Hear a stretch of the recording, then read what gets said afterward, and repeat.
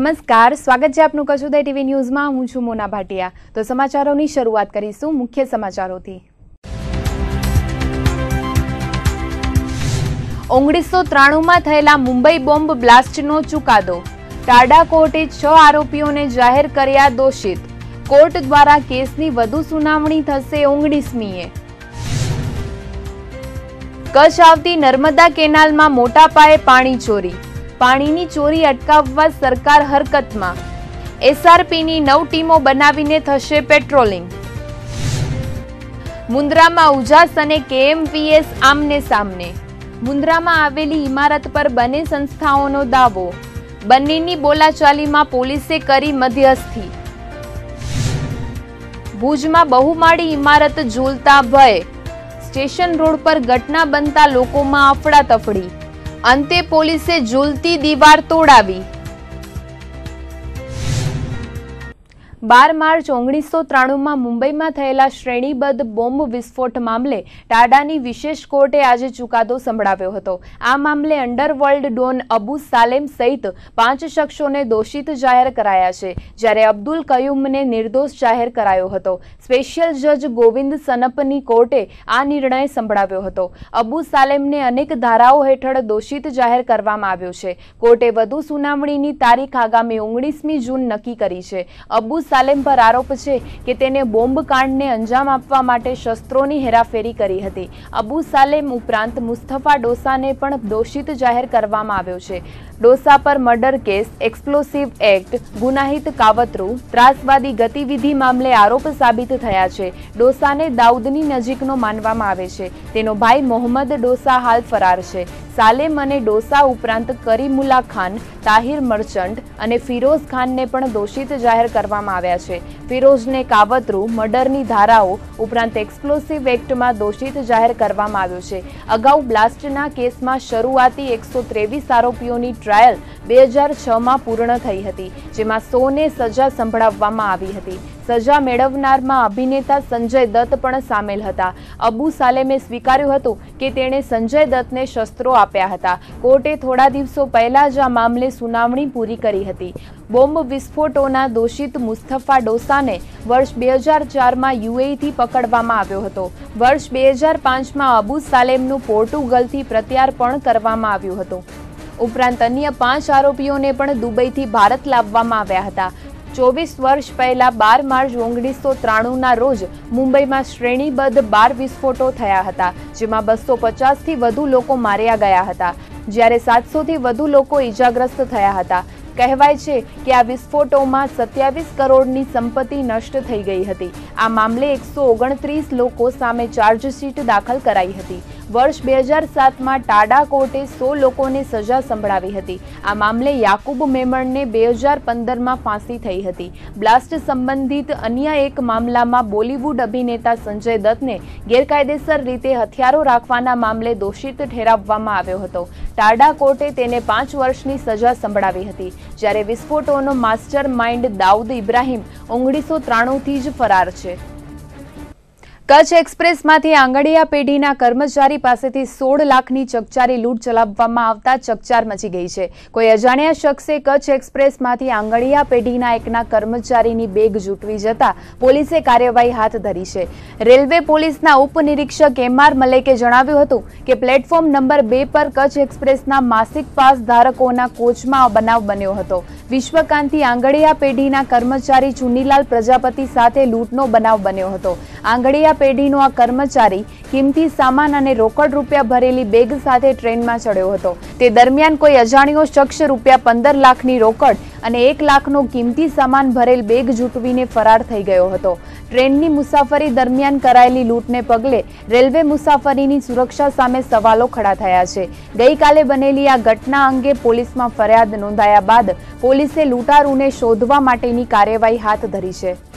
કચ્છમાં આવતી નર્મદા કેનાલમાં છોડવામાં આવતા પાણી પૈકીના 50% પાણીની ચોરી થઈ જાય છે. પરિણામે કચ્છને પૂરતું પાણી મળતું નથી.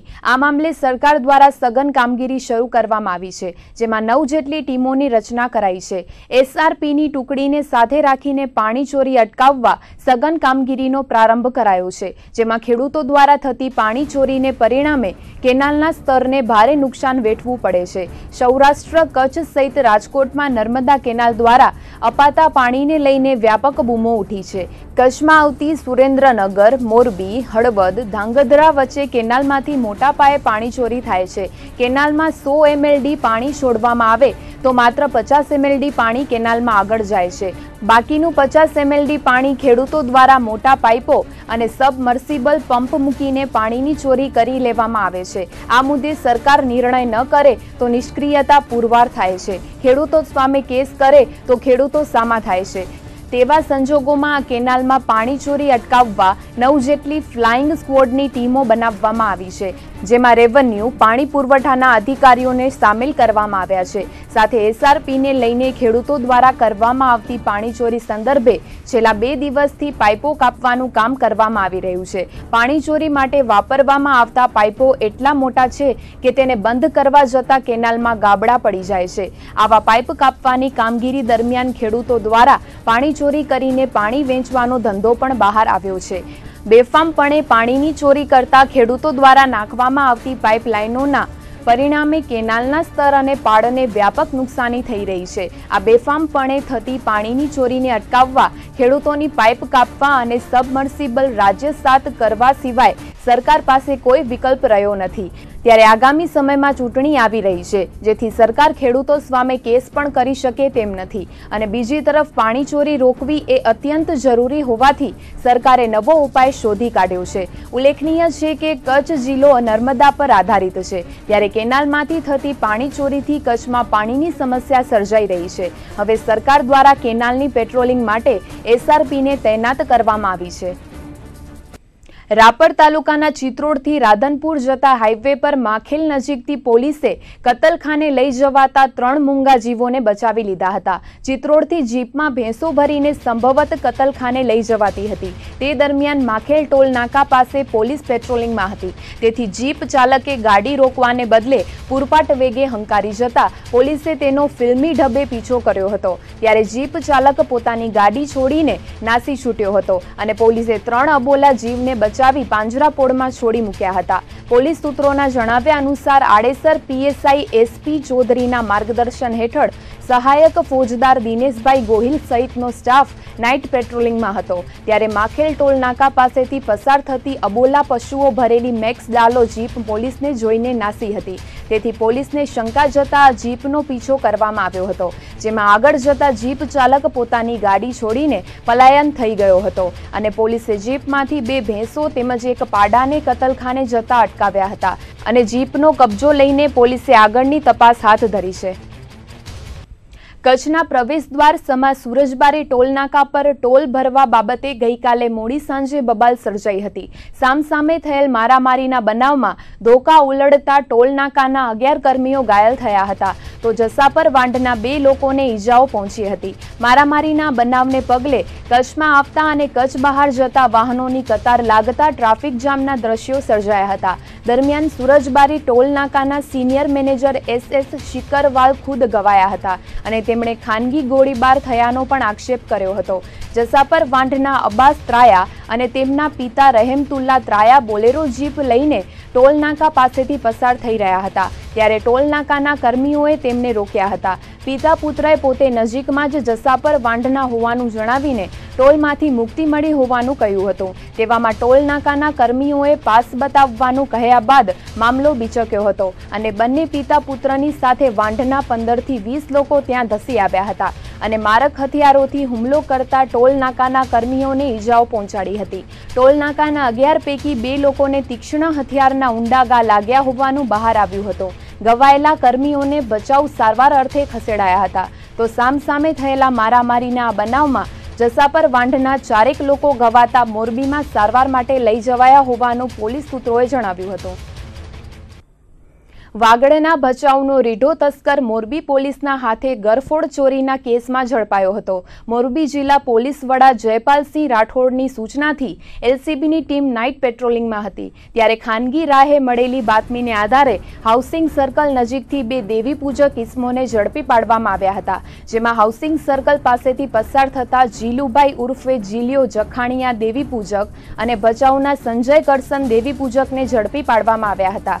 ઝડપાયેલા બંને શખ્સોની પોલીસે આગવી ઢબે પૂછપરછ કરતા તેઓએ હળવદના રાજેશ કરસનના મકાનમાંથી સોનાના દાગીના તેમજ રોકડ મળીને 35,000ની ચોરી કરી હોવાની કબૂલાત આપી હતી, તો હળવદમાંથી જ વિનોદ ત્રિવેદીના મકાનમાંથી સોના ચાંદીના દાગીના તેમજ રોકડ મળીને કુલ 49,000ની ચોરી કરી હોવાનું જણાવ્યું હતું।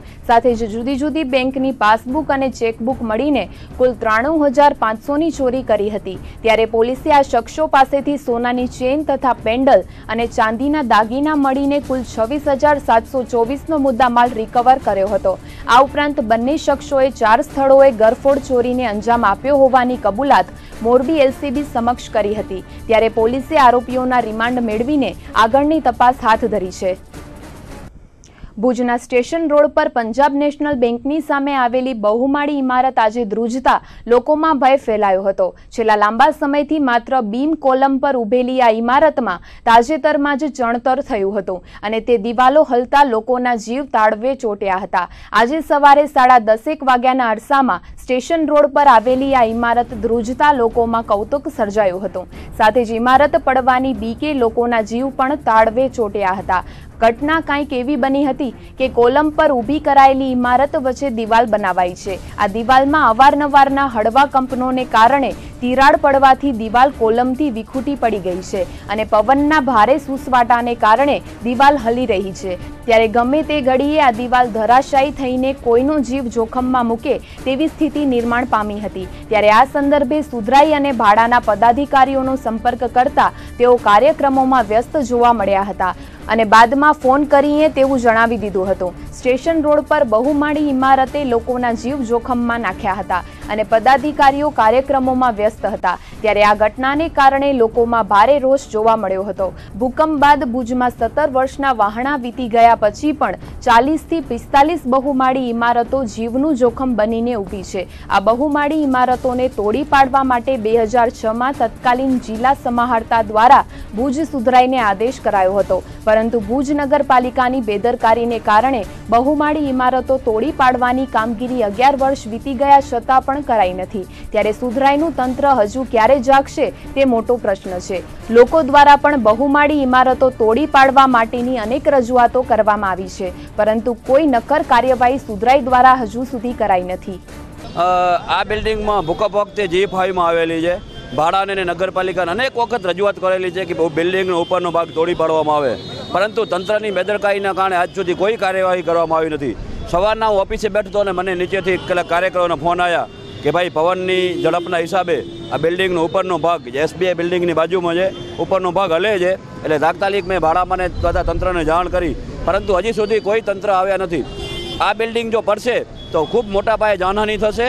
ભાડા અને નગરપાલિકા કોઈ ધ્યાન જ આપતું નથી। અત્યારે તમે લોકો જોઈ શકો છો કે અહીંયા લોકોનો બહુ ટ્રાફિક જામ થઈ છે અને બિલ્ડિંગ પર તમે સ્પષ્ટ જોઈ શકો ઉપરની દિવાલ ખૂબ હલનચલન થાય છે, છતાં પણ કોઈ ડિઝાસ્ટર મેનેજમેન્ટવાળા કે અન્ય કોઈ તંત્ર અહીંયા આવ્યું નથી।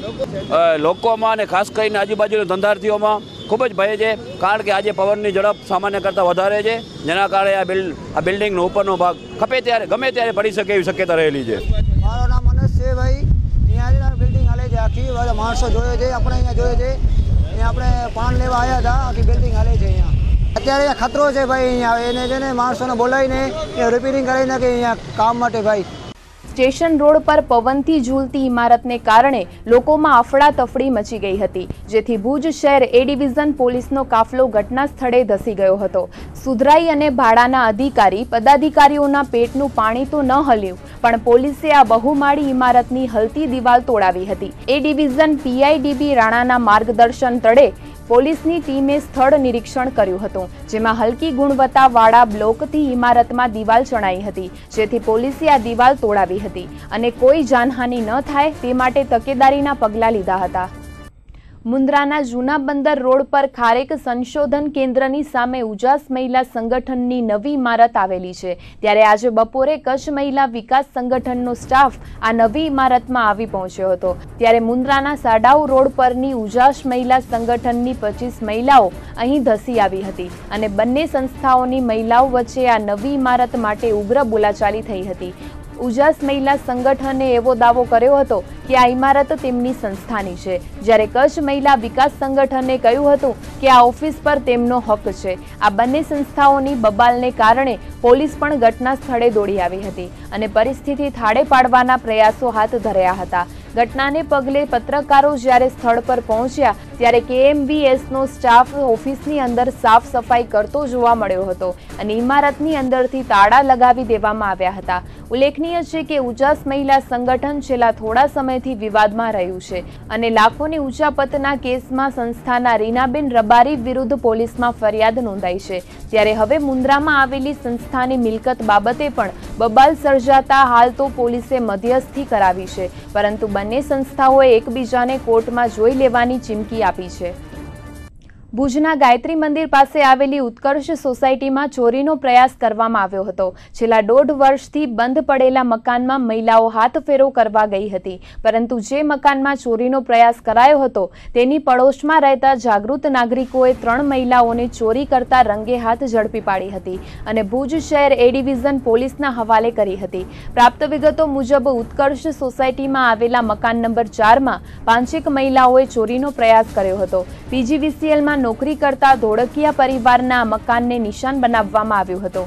મકાન નંબર 4 છેલ્લા 1.5 વર્ષથી બંધ પડ્યું હતું, ત્યારે પડોશમાં રહેતા પરિવારને બંધ મકાનમાંથી અવાજ આવતા તેમણે જઈને જોયું હતું, ત્યારે 5 મહિલાઓ ઘર વખરીની ચોરી કરતી હતી, તેથી આસપાસના લોકોને બોલાવીને 3 મહિલાઓને ઝડપી પાડવામાં આવી હતી, જ્યારે 2 મહિલાઓ નાસી છૂટી હતી। સ્થાનિકોએ ચોરી કરનાર મહિલાઓને ઝડપી પાડીને A ડિવિઝન પોલીસ મથકે જાણ કરી હતી। આ મકાનમાંથી મહિલાઓએ 3 થી 4 ઝોલાઓ ભરીને સામાન ઉઠાવ્યો હતો, જેમાં ઘર વખરી ઉપરાંત બાથરૂમમાં લાગેલા નળ, ફુવારા, પાણીની મોટર સહિતની અન્ય ઘર વખરી ઉપાડી હતી। ઘટનાને પગલે A ડિવિઝન પોલીસ સ્ટેશનના મહિલા PSI PK તબિયારે ઘટના સ્થળે ધસી જઈને 3 મહિલાઓને હિરાસતમાં લીધી હતી અને આગળની કાર્યવાહી હાથ ધરાઈ હતી।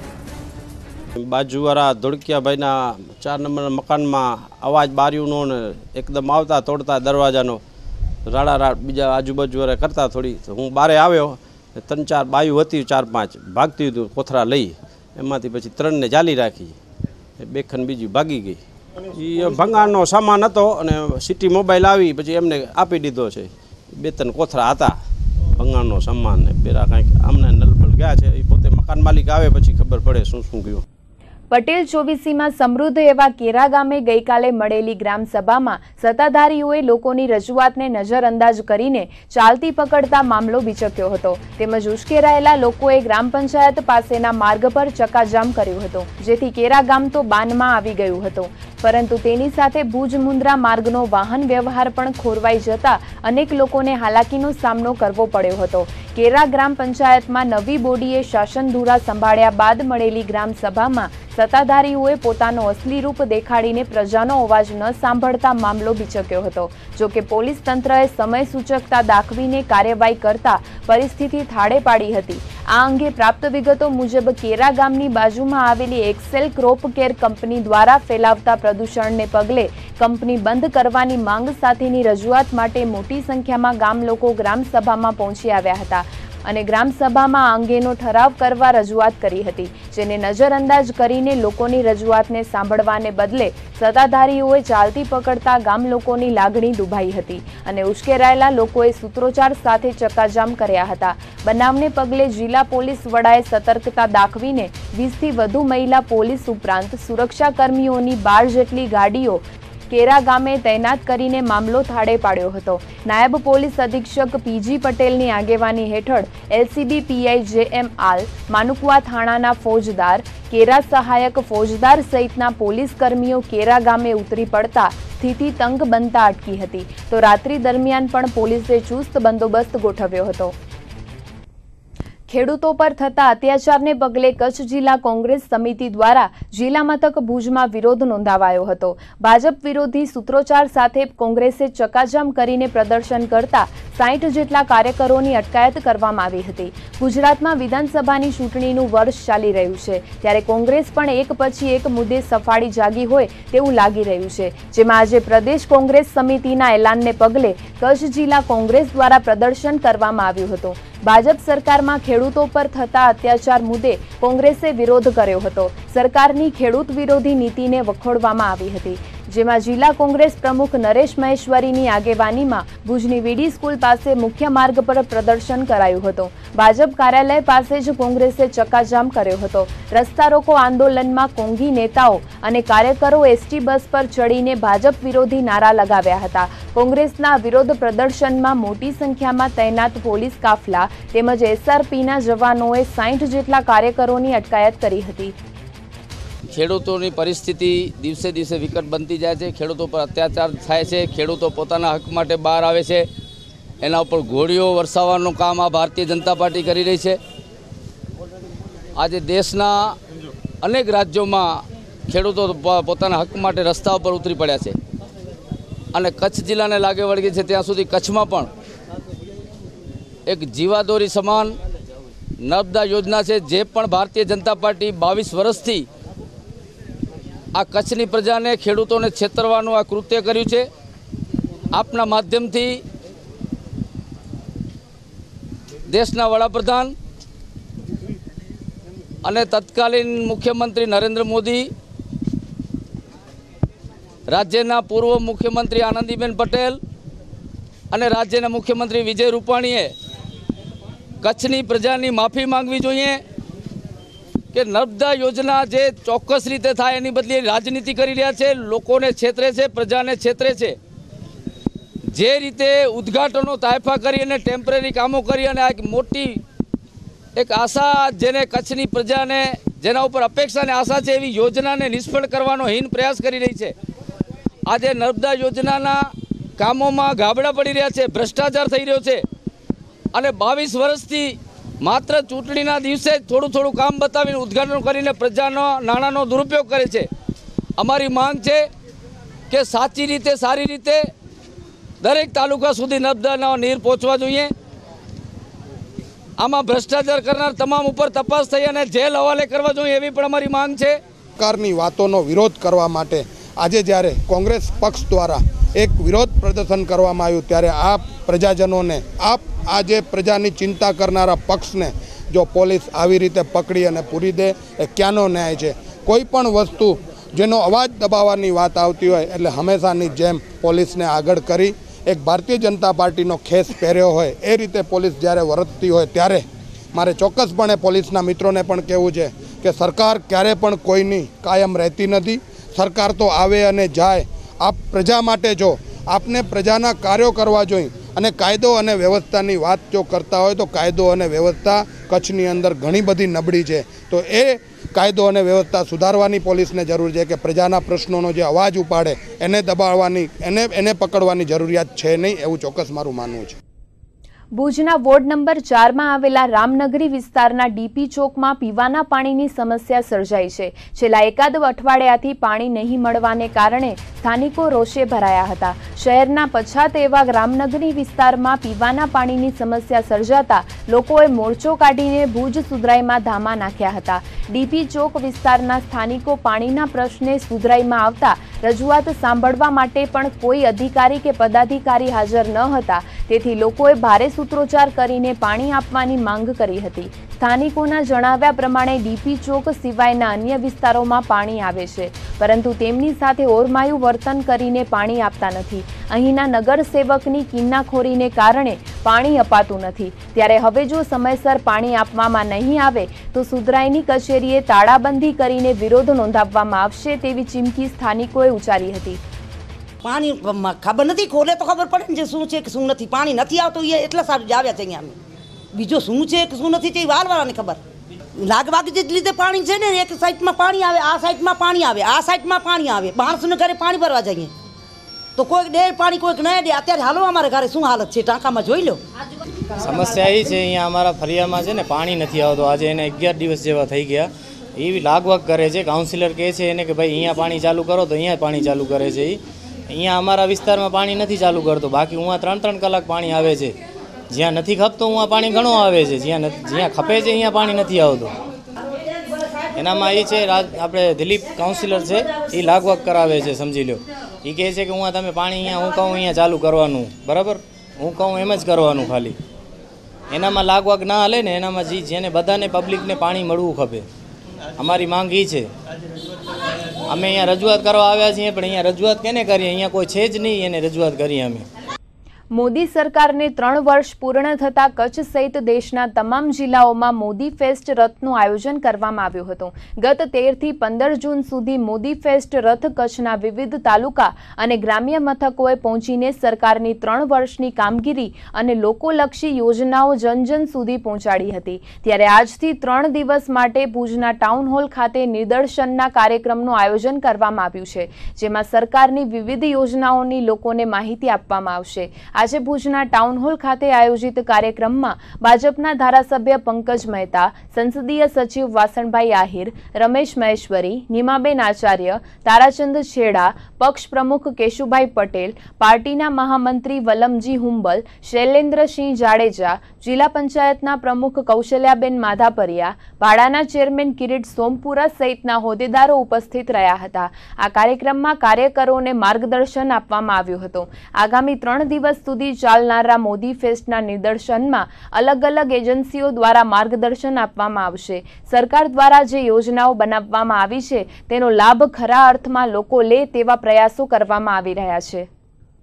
સવાયા કચ્છી અને આપણા દેશના પ્રજાવત્સલ પ્રધાનમંત્રી નરેન્દ્રભાઈની સરકારને જ્યારે 3 વર્ષ પૂરા થઈ રહ્યા છે ત્યારે આખા દેશમાં જિલ્લા કક્ષાએ અને સમગ્ર વિસ્તારોમાં વિકાસ રથનું આયોજન કરવામાં આવ્યું છે.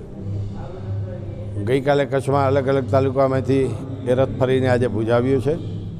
ભુજમાં આજે 3 દિવસનું અહીંયા પ્રદર્શન કરવામાં આવ્યું છે. એનું પણ હમણાં સવારે આપણે ખુલ્લો મૂક્યો. છેલ્લા 3 વર્ષમાં કેન્દ્ર સરકાર દ્વારા અને રાજ્ય સરકાર દ્વારા જે અલગ અલગ રાજ્યોમાં થયેલી કામગીરી ભારતીય જનતા પાર્ટીની સરકારોએ જે કામગીરી કરી છે પ્રત્યેક હિન્દુસ્તાનીના ધ્યાન ઉપર મૂકવામાં આવે. જે યોજનાઓ બની છે એ યોજનાઓનું અક્ષરક્ષ પાલન થાય. લોકોને ખબર પડે કે મારે સીવાનો સંચો લેવો છે તો ક્યાંથી મળશે, શું એમાં સબસિડી છે, મારો કોણ હાથ પકડશે, મારે કયા બ્યુરોક્રેટ પાસે, તલાટી પાસે જવું, મામલતદાર પાસે જવું. કેન્દ્રની યોજનાઓ છે તો મારે ગેસનું સિલિન્ડર લેવાનું છે તો કઈ કેટેગરીમાં મને મળશે, કોની પાસે હું જાઉં, મારે પાક ફસલ વીમાનો લાભ લેવો છે ખેડૂત તરીકે તો મને કોણ માર્ગદર્શન આપશે. મારા ગામમાં ઘણા વર્ષોથી પીવાનું પાણી નથી, મારા ગામમાં ડ્રીપ ઇરિગેશન ખૂબ ઓછું છે, તો આના માટે મારે શું કરવું જોઈએ. આ પ્રદર્શનની અંદર પ્રત્યેક યોજનાઓનું પ્રદર્શન મૂકવામાં આવ્યું છે. આ યોજનાઓના માધ્યમથી યોજનાઓ દ્વારા જાણકારી મળે અને જે બાકી રહ્યા હોય ત્યાં સુધી પણ આ સંદેશો પહોંચે અને આ યોજનાનો લાભ લઈ અને પોતાનું જીવન થોડું સદ્ધર થાય અને આમ પ્રવાહ જોડે જોડાય. આ યોજના એટલા માટે છે કે રાજકારણ છે ત્યારે જે લાભ મળે તો જ એનો નિર્ણયનો અમલ થાય, તો જ એનો લાભ થાય, આવી એક સીધી ઘડી જ છે. અને સરકાર જ્યારે લોકો માટે ચિંતા કરી હોય ત્યારે ભારતીય જનતા પાર્ટીના કાર્યકર્તાઓ પણ આ યોજનાઓને છેવડા સુધી લઈ જવા માટે મથામણ કર્યા છે. એનો આ એક હિસ્સો છે. અને 3 વર્ષની જે કામગીરી થઈ છે લોકો વચ્ચે, રાજકારણમાં સ્વાભાવિક છે કે તમે શું કરો છો, કેવું કરો છો, શું કરવાના છો એ બધે જાણકારી નથી હોતી.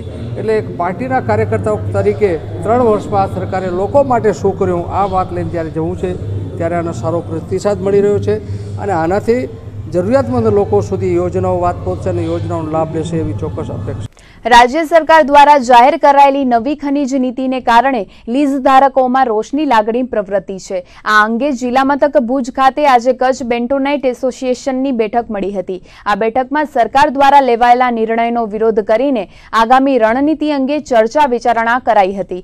ગત 24મી મે 2017ના ગુજરાત સરકાર દ્વારા ખનીજ ઉત્ખનન અંગે જારી કરાયેલા નવા પરિપત્રમાં અનેક વિસંગતતાઓ હોવાનો દાવો લીઝ ધારકોએ કર્યો છે, જેમાં ખાસ તો ખાનગી જમીનોમાં પણ લીઝ આપવા માટે ઓક્શન કરવાનો નિર્ણય સરકારે લીધો છે, જે ખેડૂતો અને લીઝ ધારકોના અધિકાર પર તરાપ સમાન છે। ત્યારે આવા નિર્ણયો થકી ખાણ ખનીજ ઉદ્યોગને વ્યાપક નુકસાની પહોંચવાની ભીતિ વ્યક્ત કરવામાં આવી હતી। ખાણ ખનીજ ઉદ્યોગ સાથે સંકળાયેલા લીઝ ધારકોએ એવી માંગ કરી છે કે ખાનગી જમીનોમાંથી મળતી ખનીજ સંપત્તિમાં પ્રથમ હક મૂળ જમીન માલિકને મળવો જોઈએ।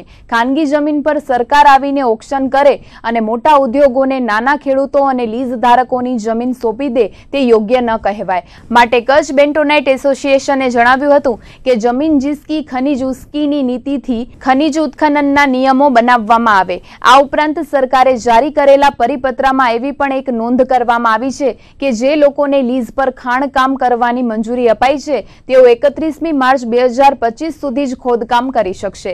ત્યારબાદ તેઓ લીઝની જમીન પર ખોદકામ કરી શકશે નહીં અને તે જમીનનું ઓક્શન કરીને ફરીથી લીઝ મંજૂર કરવામાં આવશે। તો આ પગલાંને પણ લીઝ ધારકોએ ગેરવ્યાજબી ગણાવ્યો હતો। બેઠકમાં સરકારના નિર્ણયને પગલે મુખ્યમંત્રીને મળીને રજૂઆત કરવાનું નક્કી કરાયું હતું। મુખ્યત્વે તો અત્યારે 24/5/2017ના ભારત સરકાર દ્વારા ગુજરાત સરકાર દ્વારા જે નોટિફિકેશન બહાર પાડવામાં આવ્યું છે અને એની અંદર જે કોમ્પ્લિકેશન છે, જે વિસંગતતાઓ છે, તો એની સામે અત્યારે માઇન્સ હોલ્ડરો અને જે નવી લીઝની જે લોકોની માગણી છે એના માટે અમારો ખાસ વિરોધ છે। કારણ કે એમાં મુખ્ય મુદ્દો અમારો છે તો ખાનગી જમીનોની અંદર સરકારે નક્કી કર્યું છે કે ખાનગી જમીનની અંદર કોઈપણ પ્રકારનો મિનરલ્સ હોય તો એનું ઓક્શન કરવાનું। તો ખેડૂતોની જમીન ઉપર આ એક તરાપ મારવાની વાત છે। તો આને ક્યારે પણ આપણે ખેડૂતો પણ સાંખી નહીં લે અને એના કારણે ખનિજ વિકાસ ક્યારે પણ એમાં સરકાર સફળ નહીં થઈ શકે। કારણ કે ખાનગી જમીનોની અંદર સરકાર જ્યારે ઓક્શન કરવા આવે અને મોટી મોટી કંપનીઓને જ્યારે આ ખનિજ આપવા માંગતી હોય તો સ્થાનિક કચ્છના જે અત્યારે લીઝ હોલ્ડરો છે અને જે ભાઈઓની લીઝો છે અને જેમની માંગણીઓ પેન્ડિંગ છે, ખરેખર પ્રાયોરિટીમાં મૂળ માલિકને આ લીઝો મંજૂર કરવી જોઈએ, નહીં કે મોટી મોટી કંપનીઓને મોટા મોટા બ્લોક પાડી અને મંજૂર કરે। અત્યારે સ્થાનિક કચ્છના ઘણા બધા વર્ગ આની સાથે રોજીરોટીથી પણ જોડાયેલો છે અને ખૂબ જ મોટી રોજીરોટી પૂરી પાડતો આ વ્યવસાય છે। તો અમારી સૌની એક જ માગણી છે કે ખાનગી જમીનોની અંદર જે પણ ખનિજ નીકળે છે એ પ્રાયોરિટીથી જમીનના મૂળ માલિકને જમીન જિસકી ખનિજ ઉસ્કી એ રીતના ખનિજ એને મળવો જોઈએ। ત્યાર પછી જે અત્યારે લીઝો ચાલુ છે તો એ લીઝોની અંદર 2025ની અંદર 31/3/2025ના ગવર્મેન્ટે હમણાં નોટિફિકેશનમાં સ્પષ્ટ લખ્યું છે કે ત્યાં સુધી તમારે લીઝો ખોદકામ તમે કરી શકશો। ત્યાર પછી એની અંદર કદાચ ખનિજ હશે તો પણ એ લીઝોનું ઓક્શન કરવામાં આવશે। ભુજ તાલુકાના ઝીંકડી ગામે બહેનના ચારિત્ર ઉપર શંકા રાખીને ભાઈએ લાકડીથી હુમલો કરીને બહેન તેમજ તેની માતાને ઈજાઓ પહોંચાડી હતી। માતા પુત્રીને અસ્થિભંગ સહિતની ઈજાઓ પહોંચતા તેમને સારવાર માટે ભુજની જીકે જનરલ હોસ્પિટલમાં ખસેડાઈ હતી। આ અંગે પોલીસે આપેલી વિગતો મુજબ ઝીંકડી ગામે રહેતા સલીમ ઉર્ફે ગની અયુબ ત્રાયાએ પોતાની બહેન સુગરાના ચારિત્ર પર વહેમ રાખીને લાકડી વડે હુમલો કર્યો હતો, જેમાં સુગરાબાઈને અસ્થિભંગ સહિતની ઈજાઓ પહોંચી હતી અને પોતાની દીકરીને બચાવવા માટે વચ્ચે પડેલી તેની માતાને પણ લાકડી વડે માર મારવામાં આવતા બાઈયાબાઈ ઉમર અને સારાબેન અયુબ પણ ઘવાયા હતા। ઈજાગ્રસ્તોને ભુજની જીકે જનરલ હોસ્પિટલમાં દાખલ કરતા પદ્ધર પોલીસે સુગરાબાઈ અમીન હિંગોરજાની ફરિયાદ પરથી ગુનો નોંધીને આગળની તપાસ હાથ ધરી હતી। बाकी सावर चाड़ा नाला हाँ सावर चाड़ा नाला वहीं मारे असांखे मैं ऐसी जज दागी ना खाई विया सामे के इस काल में जाना। આજે માંડવી તાલુકા પંચાયતની સામાન્ય સભા યોજાઈ હતી, જેમાં ગત સામાન્ય સભાના ઠરાવોને બહાલી આપવામાં આવી હતી તો હિસાબો પણ રજૂ કરાયા હતા। ઉપરાંત કારોબારી અને ન્યાય સમિતિની બેઠકમાં લેવાયેલા નિર્ણયોને બહાલી આપવામાં આવી હતી। તાલુકાના વિકાસ માટે તાલુકા પંચાયતના સ્વભંડોળમાંથી 44 લાખ રૂપિયાની ફાળવણી કરવામાં આવી છે। ઉપરાંત આ સામાન્ય સભામાં સભ્યોની માંગો પણ સંતોષવામાં આવી હતી। આજે યોજાયેલી સામાન્ય સભામાં તાલુકા પંચાયતના દરેક સભ્યોને 2 લાખ રૂપિયાની ફાળવણી કરવામાં આવી હતી, જેથી દરેક સભ્ય પોતાના વિસ્તારના જરૂરી કામો તાલુકા પંચાયતના સ્વભંડોળમાંથી કરી શકશે। ઉપરાંત માંડવી તાલુકામાં ઘેર ઘેર શૌચાલય બનાવવાની કામગીરી અંગે પણ સમીક્ષા કરવામાં આવી હતી અને બાકી રહેલી કામગીરીને ઝડપભેર પૂર્ણ કરવા તાકીદ કરાઈ હતી। ઉપરાંત ગ્રામ્ય વિસ્તારોમાં દબાણના પ્રશ્નો અંગે પણ ચર્ચા કરાઈ હતી અને આગામી સમયમાં ગ્રામ્ય વિસ્તારોમાં દબાણો પણ દૂર કરવામાં આવશે તેવા ઠરાવો કરાયા હતા। ઉપરાંત સ્વચ્છ ભારત મિશન અંતર્ગત દરેક ગ્રામ પંચાયતને ગામની સફાઈ માટે પંચાયતના સ્વભંડોળમાંથી રકમ વાપરવા મંજૂરી આપવાનો ઠરાવ કરાયો હતો। ઉપરાંત ગ્રામ પંચાયતોમાં તલાટી સપ્તાહમાં માત્ર એકાદ વખત જ હાજર રહેતા હોય છે, જેના કારણે ગ્રામજનોને મુશ્કેલી વેઠવી પડે છે, જેથી આગામી સમયમાં તલાટીઓને ગ્રામ પંચાયતમાં હાજર રહેવા ટીડીઓ દ્વારા તાકીદ કરવામાં આવશે તેવું જણાવાયું હતું। આજે જે સામાન્ય સભામાં લેવા આવી માંડવી તાલુકા પંચાયતની, એમાં જે અગત્યના મુદ્દા હતા એમને અમે એ મુદ્દા ખાસ લઈ અને જલ્દીથી જલ્દી જે મુદ્દા હતા, અરજદારો હતા, એમને સારામાં સારો ન્યાય મળે એ ચર્ચા કરવામાં આવી। અગાઉના જે મુદ્દા પેન્ટિંગમાં પડેલા હતા, જે 100 ચોરસવાના હતા, પછી શૌચાલયના મુદ્દા હતા, પછી ચૂંટાયેલા પ્રતિનિધિઓની એવી માંગણી હતી કે આપણું જે તાલુકા પંચાયતનું સ્વભંડોળ છે એ સ્વભંડોળમાંથી પણ તાલુકાના વિકાસના કામો થાય, તો એ પણ આજે મંજૂરી આપવામાં આવી। દરેક એક સભ્યોને વિસ્તાર વાઇઝ 2 લાખ રૂપિયા વાપરવામાં આવે એવી પણ મંજૂરી આપી। તાલુકા પંચાયતનું નવું ભવન બને છે એને પણ એ ભવનના જે કોન્ટ્રાક્ટરો છે એમને પણ દબાણ કરવામાં આવી કે જેમ બને તેમ તાલુકા પંચાયતનું ભવન જલ્દીમાં જલ્દી પૂર્ણ થાય। આવા નાના મોટા અનેક જે મુદ્દાઓ હતા અને વિકાસના કામો હતા એ અમે આ સામાન્ય સભામાં લઈ અને પબ્લિકો અને સભ્યોને ન્યાય અપાવ્યો। અમુક અરજદારોની એવી માંગણી હતી કે જે તે વિસ્તારના પ્રતિનિધિઓ હાજર રહે અને જે તે ખાતાના કર્મચારીઓ પણ હાજર રહે, તો અમે આ પણ એક ઠરાવ લીધો છે કે બીજી મિટિંગમાં અમે દરેક ખાતાના અને વિસ્તારના જે કર્મચારીઓ છે એમને પણ બોલાવશું અને ડાયરેક્ટ ચૂંટાયેલા પ્રતિનિધિઓ દ્વારા એમને પણ રજૂઆત કરાવશું। એટલે દરેક સભ્ય પોતાના વિસ્તારમાં જે વધારેમાં વધારે જરૂરી કામ હોય એ કામની સૂચના કરી અને આયોજન અધિકારી છે એનું આયોજન કરી અને દરેક સભ્યને 2 લાખ રૂપિયા આજે તાલુકા પંચાયતના સભંડોળમાંથી ફાળવવામાં આવ્યા। અને જે આગળના જે મુદ્દાઓ છે, અમુક ગામોમાં જે હજી ટોયલેટના ને જે પ્રશ્નો બાકી છે એને પણ લઈ લેવામાં આવ્યો। જે દબાણના રજિસ્ટર હતા એની અમલવારી કરવાની, જ્યાં જ્યાં નડતા દબાણો છે તેને દૂર કરી અને ચોમાસાની સિઝન આવે છે તો દરેક ગામોની અંદર સફાઈ કામના ઝુંબેશ રૂપે પંચાયતના સભંડોળમાંથી પૈસા વાપરવાની પણ છૂટ આપવામાં આવી છે। અને એના સિવાયના જે આગળના વિકાસના કામો છે, તાલુકા પંચાયતનું કામ ચાલુ છે તો એના ઉપર નજર રાખીને પણ સારું કામ થાય એની પણ ચર્ચા વિચારણા થઈ અને અનેક વિકાસના કામોની આજે સફળતાપૂર્વક સામાન્ય સભામાં ચર્ચાઓ થઈ છે। તો આ હતા આજના કચ્છ ઉદય ટીવી ન્યૂઝ। ફરીથી મળીશું આવતીકાલે, ત્યાર સુધી અમને રજા આપશો। નમસ્કાર।